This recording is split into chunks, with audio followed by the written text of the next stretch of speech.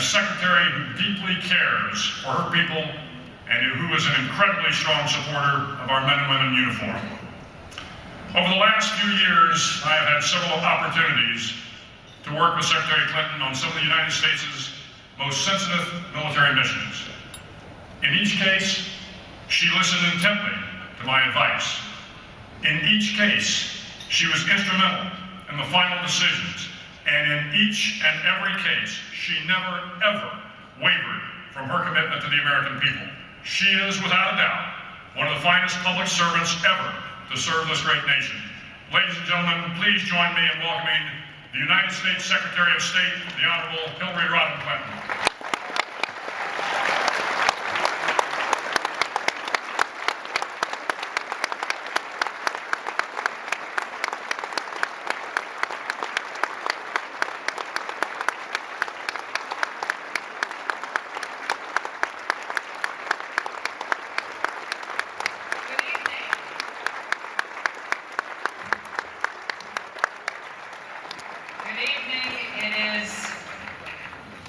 A great honor for me to be here with you this evening.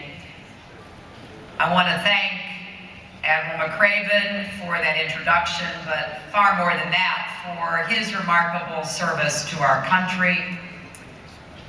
From leading an underwater demolition SEAL platoon to heading the Joint Special Operations Command, he's doing a terrific job as the 9th Commander of the United States Special Operations Command.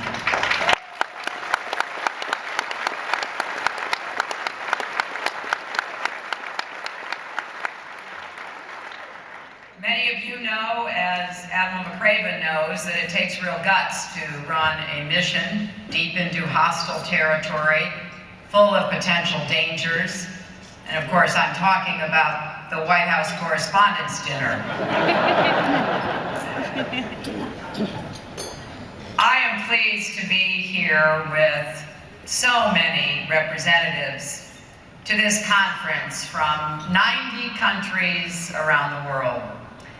Your participation is a testament to the importance of partnership, and I am grateful that you are here because we face common challenges. We face common threats, and they cannot be contained by borders and boundaries. You know that extremist networks squeezed in one country migrate to others. Terrorist propaganda from a cell in Yemen can incite attacks as far away as Detroit or Delhi. A flu in Macau can become an epidemic in Miami. Technology and globalization have made our countries and our communities interdependent and interconnected.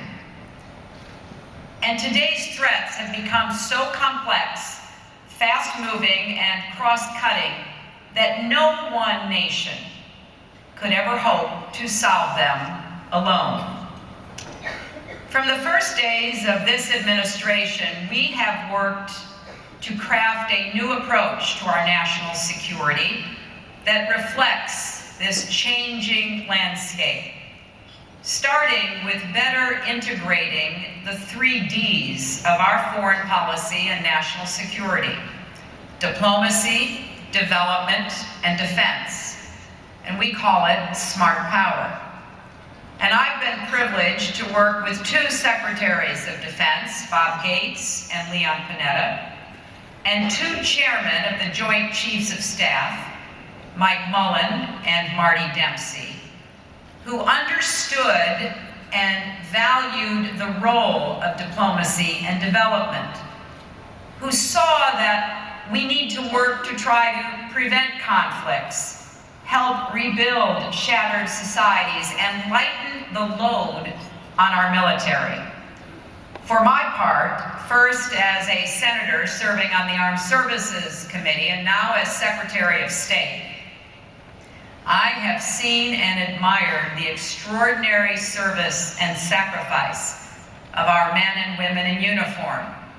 So we have made it a priority to have our soldiers, diplomats, and development experts work hand in hand across the globe.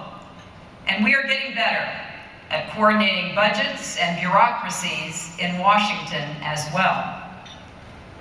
To my mind, Special Operations Forces exemplify the ethic of smart power.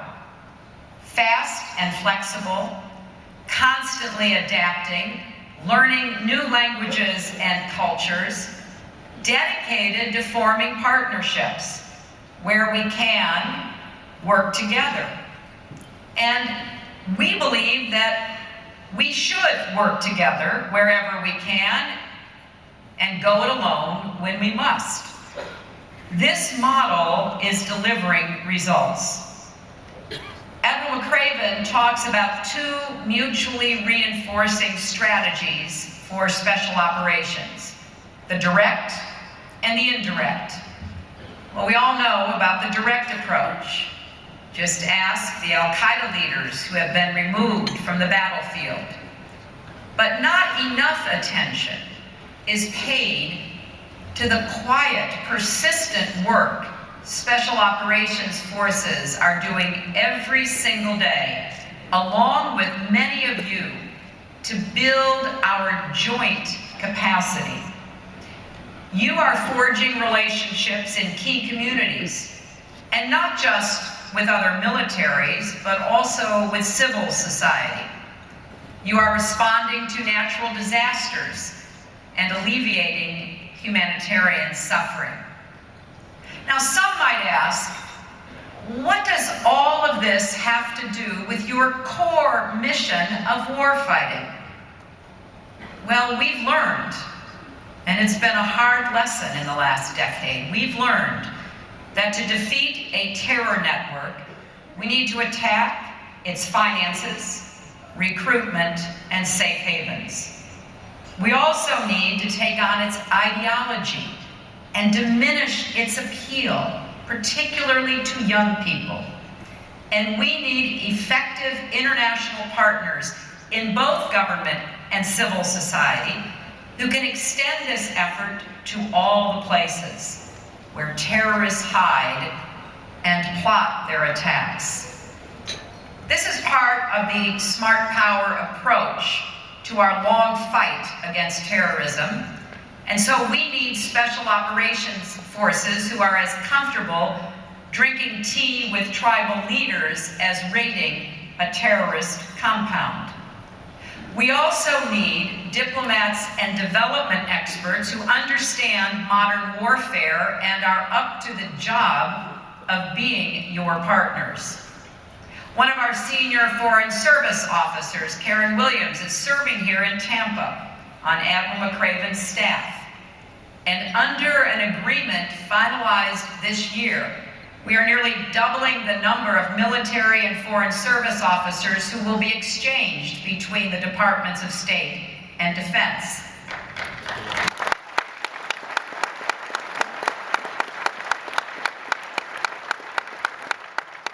We know we need to better understand each other. And we know that through that better understanding, there is even more we can do together. When I served on the Senate Armed Services Committee, I was impressed by the Pentagon's quadrennial defense reviews, called the QDR, which guided plans and priorities every 4 years. So when I became Secretary of State, I launched the first ever quadrennial diplomacy and development review, and we call it the QDDR. Through it, we are overhauling the State Department and USAID to become more operational, more strategic in our use of resources and personnel, more expeditionary, and more focused on transnational threats. Let me just highlight a few examples. As part of the QDDR, we created a new Bureau of Conflict and Stabilization Operations that is working to put into practice lessons learned over the past decade and institutionalize a civilian surge capacity to deal with crises and hotspots. Experts from this new bureau are working closely with special operations forces around the world. I'll give you, though, just this one example from Central Africa, where we are working together to help our African partners pursue Joseph Kony and the Lord's Resistance Army. In fact, they were on the ground a few months before our troops arrived, building relationships in local communities. And because of their work, village chiefs and other leaders are actively encouraging defections from the Lord's Resistance Army. Just a few weeks ago, our civilians and troops together helped one community set up its own radio station that is now broadcasting come home messages to the fighters. Our diplomats also saw that the UN staff in the region could be useful partners. So they worked through our team in Washington and New York to obtain new authorities for the UN officials on the ground, and then link them up directly with our special operations forces to share expertise and improve coordination. Now, this mission isn't finished yet, but you can begin to see the potential when soldiers and diplomats live in the same camps and eat the same MREs. That is smart power in action. Here's another example. We know we need to do a better job contesting the online space, media websites and forums where Al-Qaeda and its affiliates spread their propaganda and recruit followers. So at the State Department, we've launched a new interagency center for strategic counterterrorism communications. It may be housed at the State Department, but it draws on experts from the intelligence community and the Defense Department, including Special Operations Forces. The Nerve Center in Washington is linking up to military and civilian teams around the world and serving as a force multiplier for our embassy's communications efforts. Together, we are working to preempt, discredit, and outmaneuver extremist propagandists. A digital outreach team of tech-savvy specialists, fluent in Urdu, Arabic, Somali, is already patrolling the web and using social media and other tools to expose the inherent contradictions in Al-Qaeda's propaganda and also bring to light the abuses committed by Al-Qaeda, particularly the continuing brutal attack on Muslim civilians. For example, a couple of weeks ago, Al-Qaeda's affiliate in Yemen began an advertising campaign on key tribal websites, bragging about killing Americans and trying to recruit new supporters. Within 48 hours, our team plastered the same sites with altered versions of the ads that showed the toll Al-Qaeda attacks have taken on the Yemeni people.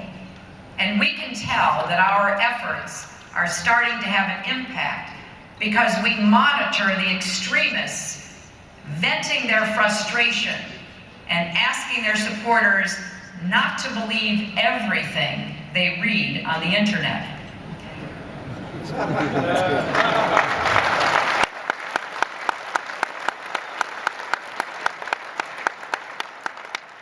Now, this kind of ideological battle is slow and incremental, but I think it's critical to our efforts.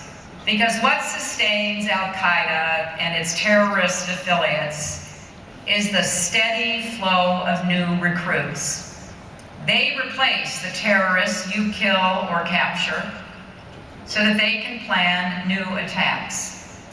This is not about winning a popularity contest, but it is a simple fact that achieving our objective is easier with more friends and fewer enemies.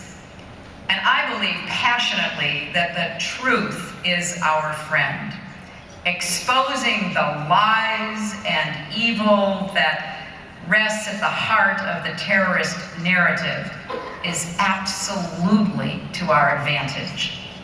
Now, we've also changed the way we do business on the civilian side to be better partners to you in the military.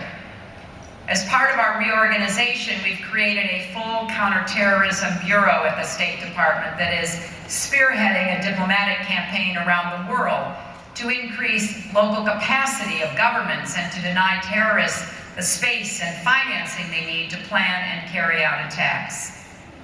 This fits right in with the purpose of this conference, deepening international cooperation against terrorism and other shared challenges. As the threat from Al-Qaeda becomes more diffuse and distributed, shifting from the core to the affiliates, it is even more important to forge close ties with the governments and communities on the front lines and to help build up their counterterrorism capacity. After all, they often are better positioned than we are to provide services to their people, disrupt plots, and prosecute extremists. And they certainly often bear the brunt of terrorist attacks. So we need to build an international counterterrorism network that is as nimble and adaptive as our adversaries. Admiral McRaven helped establish the NATO Special Operations Forces Coordination Center, so I know he understands how important this is. Each year, the State Department trains nearly 7,000 police, prosecutors, and counterterrorism officials from more than 60 countries, including frontline states like Yemen and Pakistan. We're expanding our work with civil society organizations in specific terrorist hotspots, particular villages, prisons, and schools, to try to disrupt the process of radicalization by creating jobs, promoting religious tolerance, amplifying the voices of the victims of terrorism. This whole effort goes hand in glove with the work of Special Operations Forces to train elite troops in places like the Philippines, Colombia, and Afghanistan, under the Army Special Forces motto, by, with, and through. You're doing this in one form or another in more than 100 countries around the world. And this work gives you a chance to develop a deeper understanding of local culture and customs, to learn the human domain as well as the physical terrain. I'm impressed by the work of your cultural support teams, highly trained female special operations forces who engage with local populations in sensitive areas like Afghanistan. This is part of our National Action Plan on Women, Peace, and Security that was developed jointly by the Departments of State, Defense, and others to capitalize on the contributions women everywhere can make to resolving conflicts and improving security. Around the world today, women are refusing to sit on the sidelines while extremism undermines their communities, steals their sons, kills their husbands, and destroys family after family. They're joining peace forces.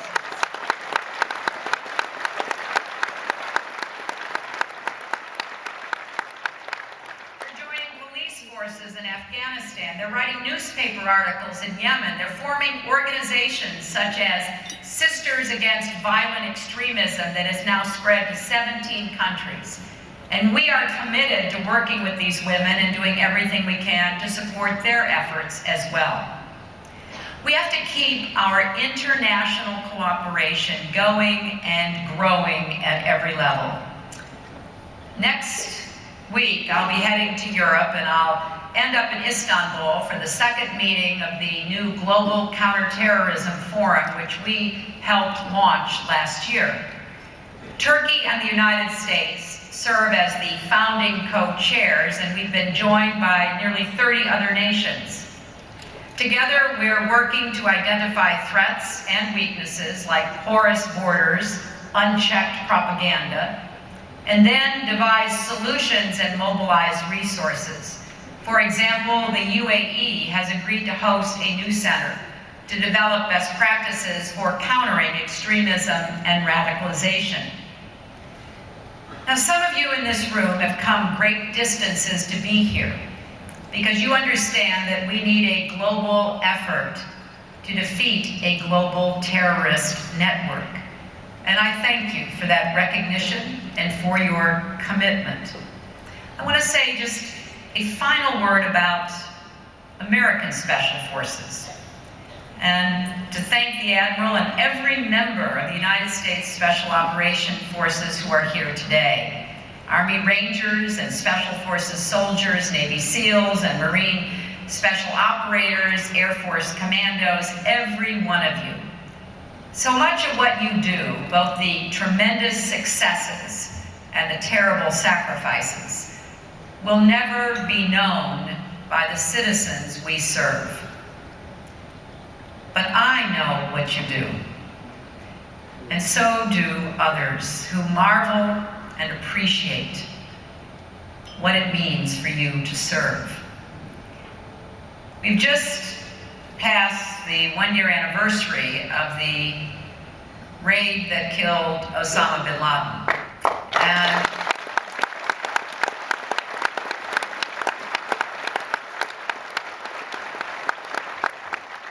I well remember those many hours in the Situation Room, the small group that was part of the planning and decision-making process with Admiral McCraven sitting there at the table with us.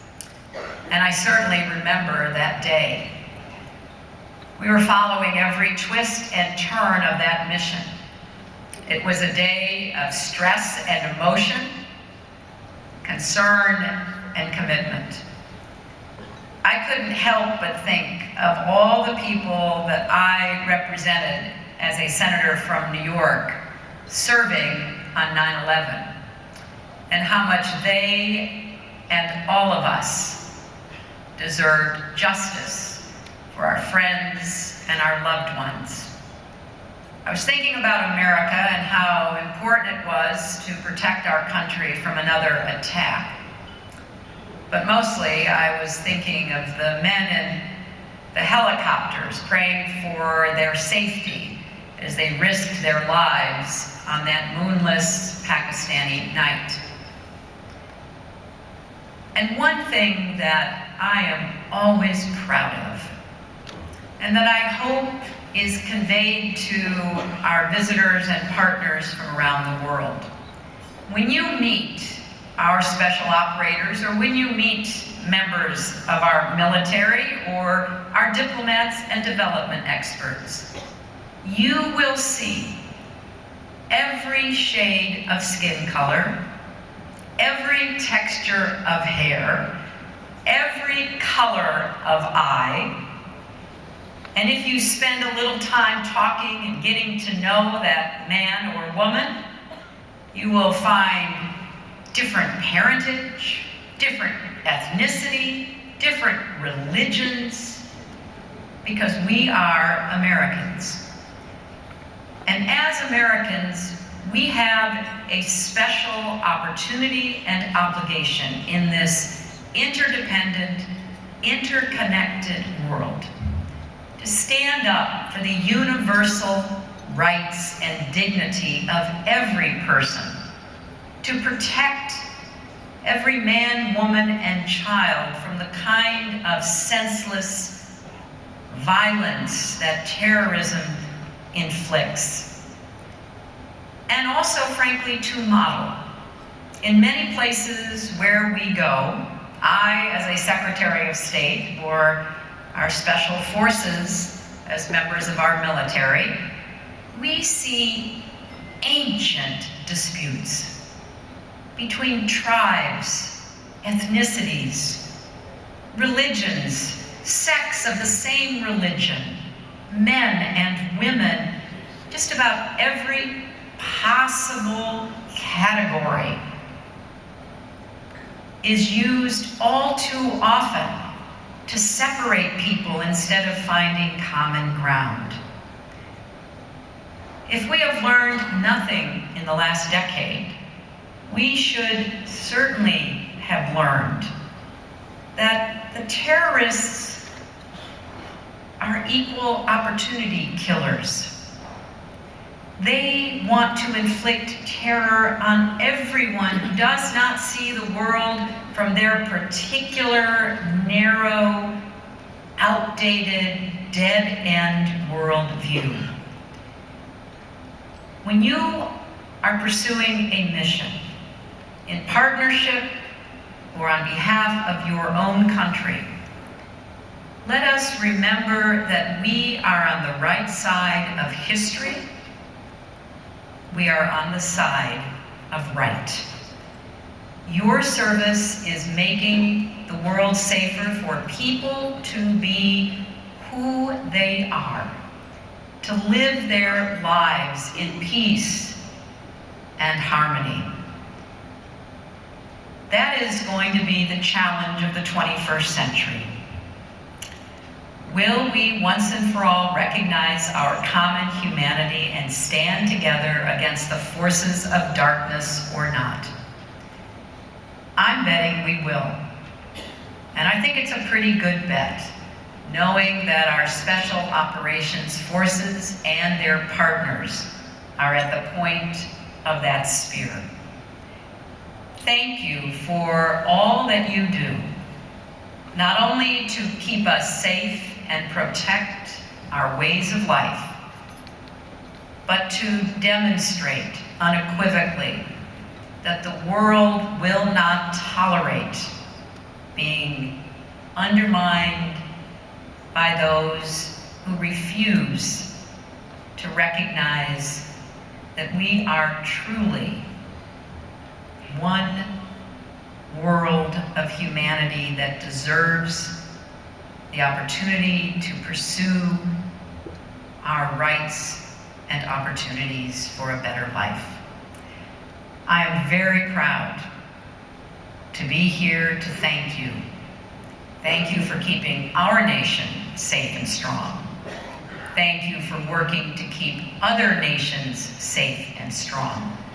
Thank you for helping us build the world that our children deserve. Thank you all very much.